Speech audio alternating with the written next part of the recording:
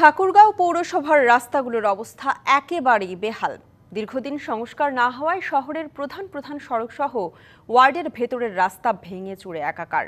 খানাখন্দ আর জমে থাকা পানির কারণে প্রতিদিনই ভোগান্তিতে পড়ছেন পৌরবাসী। ঠাকুরগাঁও পৌরসভার ১৩৫ কিলোমিটার সড়কের মধ্যে ৮৫ কিলোমিটার পাকা হলেও এর প্রায় ৮০% রাস্তার অবস্থাই বেহাল। গোয়ালপাড়া, হাজীপাড়া, সত্যপীর ব্রিজ থেকে চৌরাস্তা, স্বর্ণকারপট্টি থেকে ভাড়াবাড়ি বাস স্ট্যান্ড সহ প্রায় প্রতিটি সড়কেই তৈরি হয়েছে খানাখন্দ।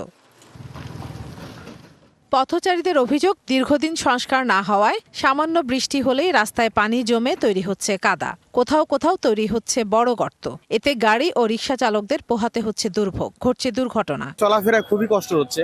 আমাদের তো মোটরসাইকেলের অবস্থা কি বলবো, আমাদের কোমরের অবস্থা খারাপ। এই যে আমার হাঁটুর ব্যথা উঠে গেছে, আমার পেট ব্যথা করতেছে। সানবিট সব দিবে সামাল।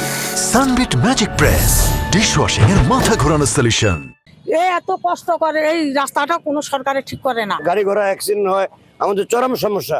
তবে পৌর প্রশাসনের দাবি, আর্থিক সংকটে সড়ক সংস্কার সম্ভব হয়নি। শিগগিরই হাতে নেওয়া হচ্ছে বিশ্ব ব্যাংকের অর্থায়নে ৩৬০ কোটি টাকার প্রকল্প। আগামী মাস থেকে আমরা এই রাস্তাগুলো সংস্কারের কাজ এবং পুনর্নির্মাণের কাজ শুরু করতে পারবো, এবং এটা হয়তো ৬ মাসের ভিতরে একটা ভালো একটা পর্যায়ে পৌরসভাবাসী দেখতে পারবে।